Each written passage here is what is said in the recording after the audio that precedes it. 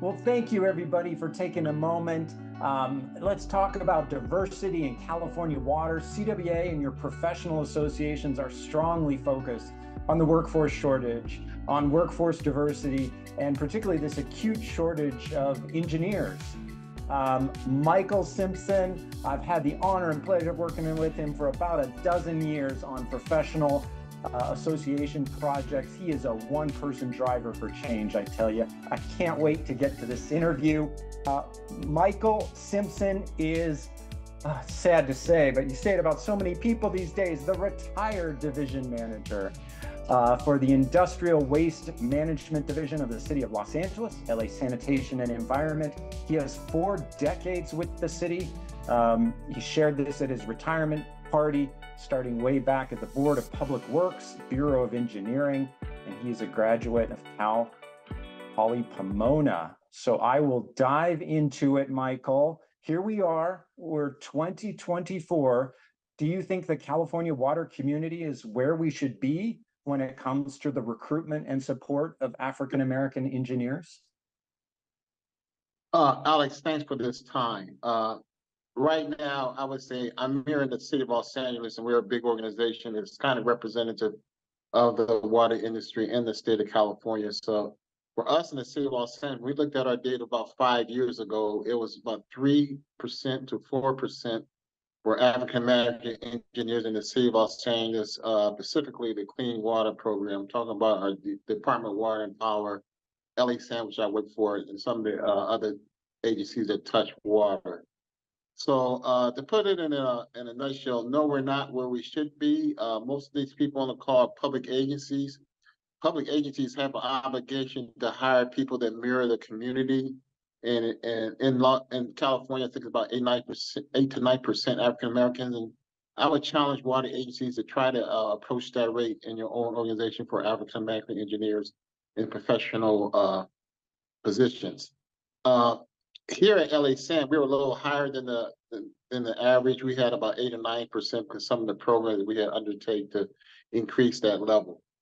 But DEI is important to me. It was important to all of us. I think we should have a different attitude, a different method for DEI that we currently do. I think you guys should, if you guys in a leadership position, you should accept DEI just like you do a capital improvement project. You should manage it that way instead of just taking. I find out most DEI activities just leisurely done, not really pushed from the top. There's no consequence if you don't do it, and that's why the DEI is not as strong as it should be. It's very gratifying work. We should put schedule, budgets, outcomes, communication plans, and change order. Everything we should have as a capital project. We should have that same technical mindset to get it done. And so we make sure we perform DI, so we just won't be here like 1 year, then 5 years, nothing has changed, 10 years, nothing has changed. We're still talking about DEI. So you need to ask the tough questions, be curious. And one of the questions I always ask, why do people get promoted to higher positions and they don't even show DEI at their own responsibilities at the group level? Those are very tough questions, but when you see somebody get promoted to a very high position like a director or assistant director, and they didn't practice DEI when they were in the group level, you have to ask that question. Are we really talking about DEI as just something we do to feel good because you're promoting people that that really never walk the DEI moment? So you have to really look at that. DEI is tough work because it's head and heart. So you have to change people's hearts and heads, and that's really tough. We all come with preconceived notions and bias of how people are. Most of us are very inclusionary. We include people that we know, that we grew up with, or are like us. And once we step out of that bounds, we really don't do it unless we're pushed out of that bounds. So the do DEI where you really have to open up yourself, open up your heart, and saying, be inclusive, and really look at your own biases and make sure when you look at your division of people you're over, you have a different amount of a great variety of people in your organization. Thanks, Alex. I remember, Michael, in terms of time and your support of diversity, the 2012 Pretreatment Conference. I helped you organize a diversity suppliers meeting. I don't know if you remember that, but I remember that. So you and I have been working on this, 12 years. You organized that special outreach to diversify contracts across our clean water projects. Yes, I remember that conference very well. I was the chair of that conference, and that was one of the pieces we did just for contracting opportunities and subcontract opportunities in the clean water program. And actually, the EPA came out here and also championed that event and gave us funding to do the event. So that was very grateful. It was very high on the EPA's radar at that time. Right. So we've been chipping away at this for many years, over a decade, and it is time to move the needle much, much further. So I can't do you justice, Michael. What steps or programs have you championed? What are some examples to support African-American engineers? Yeah, so great question, Alex. So we have to look at the demographics of who's graduating in the California State Universities, the UCs and the Cal State. And right now, there's not a great amount of African Americans in the engineering majors. So you have to take a step outside and perhaps go to the HBCUs. These are called historical Black colleges. They're mainly in the South. These colleges were set up in the the late 1800s as schools that Blacks could go to at that time. And so what we've done here has been very successful in the city of Los Angeles. We have an HBCU program. We have an internship program, virtual, for 200 hours. And they get to learn about the city of Los Angeles, all the different infrastructure programs we have, and the 8 different departments that hire engineers. And so that's been a very successful program. It has brought like 25 to 30 engineers into the city of Los Angeles at very different departments. So we really like that program. We like the people on this phone, if on this webinar, if you'd like to participate or you have a very intriguing subject you'd like to present to the students, we would be happy to entertain that. And if you want to sponsor a student, you can do that too. Like I said, it's all virtual. Sponsoring means that you have to pay the whatever your student engineer salary is for your organization.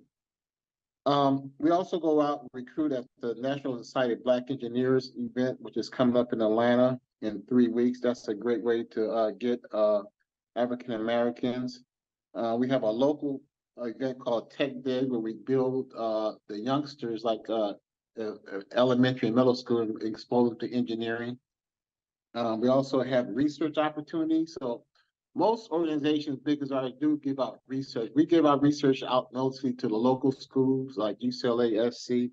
But 2 or 3 years ago, Water and Power took a step further and gave some research opportunities out to some of the HBCU schools, which is really great. So you have people doing research for your organization, and more than likely, as they do the research, they probably will come and work for your organization. We also have a student engineering program, which is open to everybody, but we really make a stride and get it out to our African Americans students. We have Earth Day, which is a great opportunity, non-threatening, to learn about all of what we do at LA San. We give that out to our Black students in college. We had a program 2 years ago called Day with the Engineer, where we actually flew out 10 HBCU people for 1 day, and they went through all the big infrastructure projects we were performing at that time. Those are some of the ways that you can get involved. You want more about this and you want to make a change in the organization, just put your name in the chat and we will chat with you, see how we can make it happen at your agency. Oh, Michael, that's so important. Those students get that close-up view of the projects that we're working on. We get so many inquiries here at the association about water careers or what it's like to be a water engineer. And until you sort of walk in and start to walk through the departments, the planning, the engineering, drawings, environmental impact reports, permits, it's hard to see the scope and the scale and the wonderful things you're going to do in water until you do that internship or until you do one of the programs like the City of LA. So we really applaud you for building that program. I want to emphasize the associations are also following the City of LA's lead. WEF, the Water Environment Federation, has Inflow, which brings people from different colleges to the WEF Tech Conference, and AWWA also has programs. So there are great ways to recruit from the colleges and reach out to people who might be interested in our profession. So I was touched, and some of you were there with me during your retirement lunch, Michael. 4 decades, that room was packed. I would love to have a retirement party like that. They loved you so much, so many testimonies, thank yous for really encouraging them and reaching them at early in their career when they doubted themselves, when they didn't want to apply for promotions. And you were there. All you did was say, go apply, believe in yourself. You can do it. You never know unless you try. And they did it and got those jobs. And, that's what young people need to hear. So why do you feel it's important for all of us to mentor and encourage young people? Because most people had a mentor in their life during their career. During my career, I had some great mentors. They gave me some great assignments, gave me some opportunities that were very career worthy and awarding. So I just feel like it's a chance to give back, to be in people's lives, and to champion their career if you have a chance.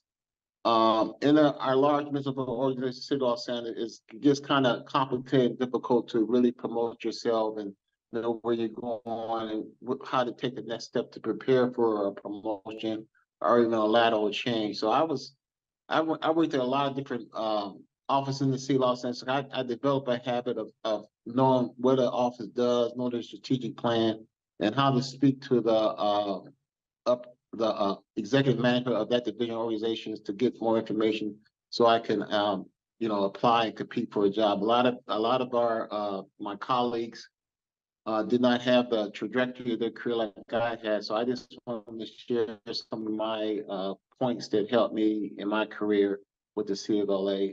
It's very gratifying, very heartwarming at my retirement to hear so many people come back with the difference I made in your life. That's a feeling you cannot beat in your career. If you can go back and influence somebody else's career, I mean, that is really a great feeling. Something I'll never forget, to how I impact other people. I never knew I impacted so many people to my retirement. People came and said, you did a great job. So that was very delightful for me, and something I'll stick with me for the rest of my life. That I had a change in people's behavior and gave them a better career, better outlook on life, and a better family. So that's very powerful. Many times in life, you don't have the opportunity to influence people. I happen to have that opportunity and took full advantage of it. So I'm really grateful that happened in a civil service career atmosphere.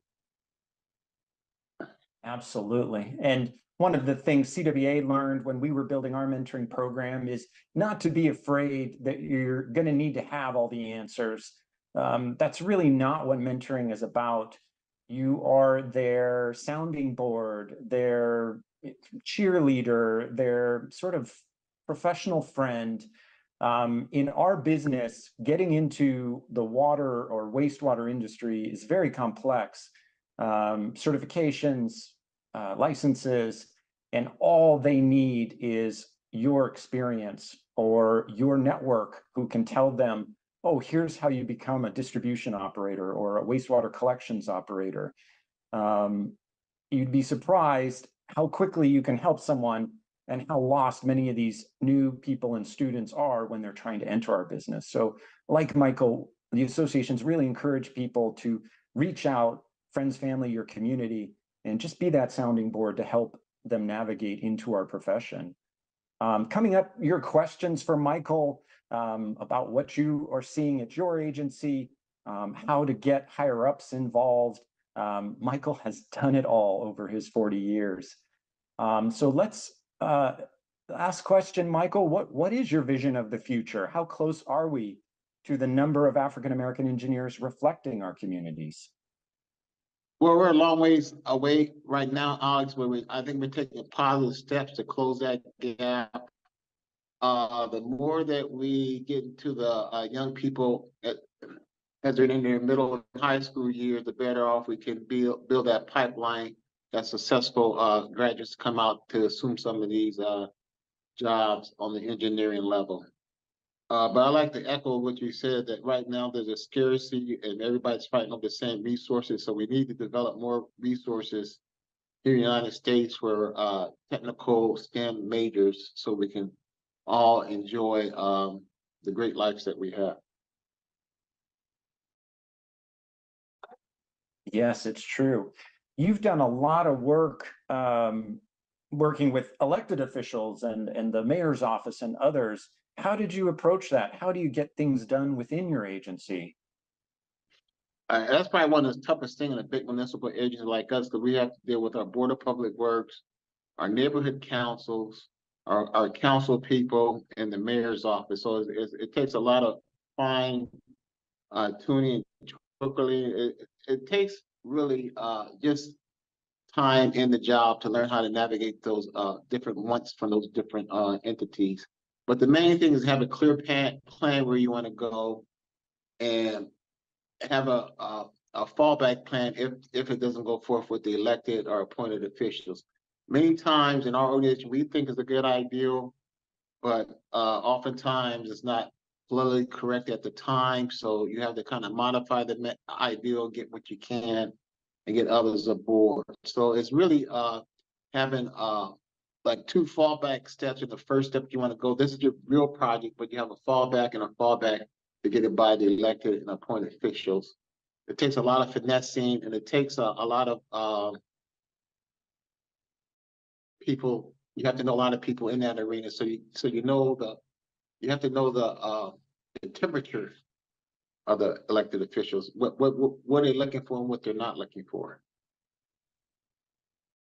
So true. And you have more champions in this profession that I think many of us, it feels like we all know each other. So there's lots of support networks out there, and you can really build a good coalition to help you within your agency or agency to agencies.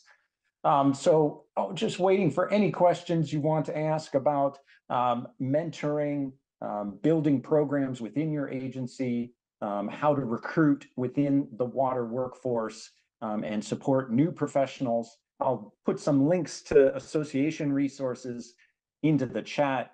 CWEA is always looking for more stories like this. So if you know of a diversity program or a diversity story, please be sure to let us know. Let's see, Nirmala or Allison, any questions that you wanted to also ask Michael? Well, one thing I've been wondering is about statistics.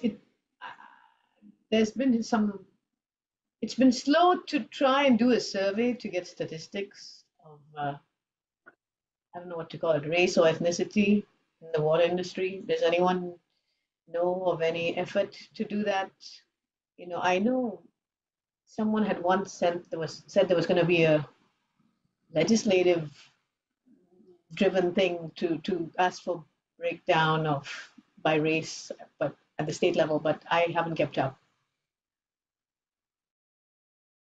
Yeah, there is a effort led by the California Municipal Utilities Association and a workforce development grant. And our state, just as you're finding in this water, is data driven. So they are diving into those numbers. I have run CWEA membership. We are still almost 80% male, if you believe that.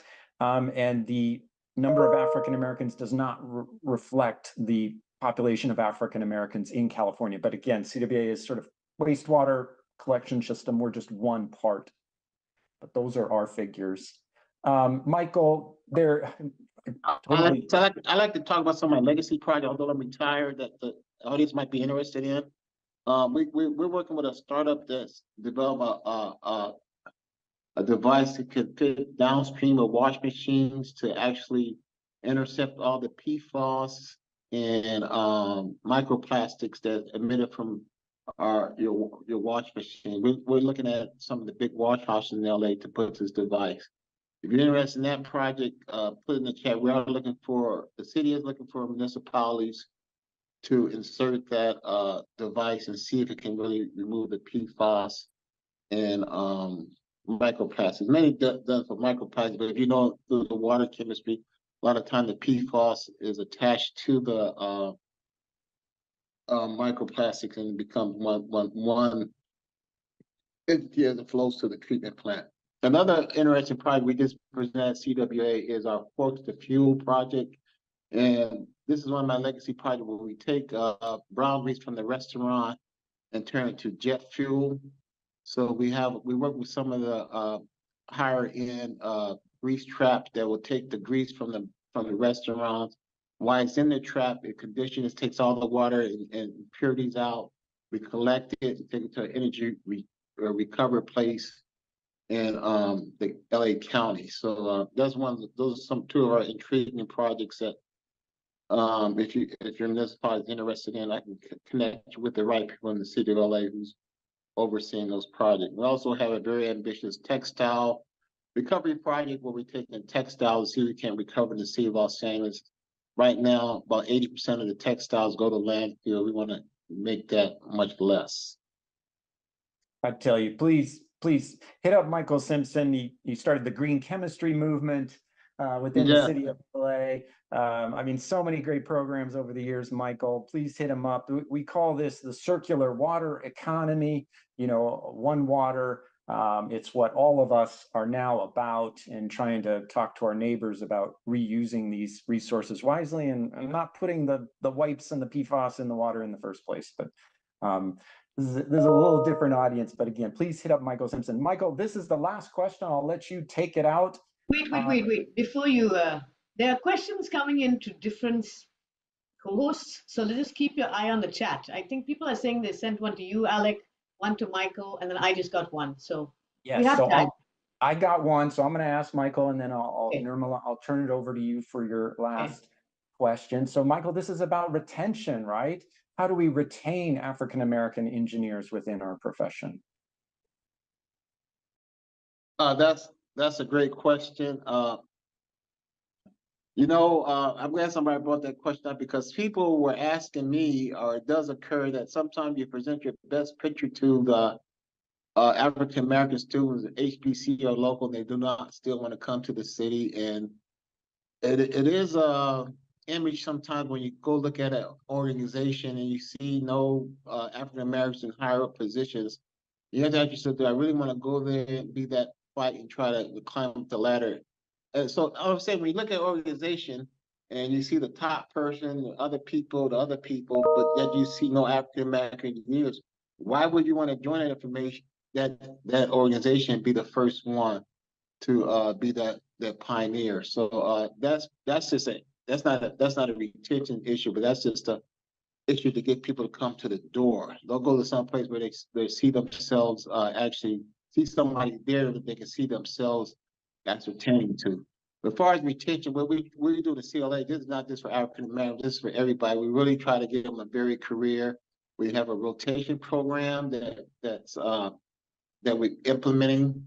It's voluntary right now, but we plan to make it more mandatory. Where, like, the first year they'll do the clean water program, the second year they'll do the solid waste program, the third year they'll do the stormwater.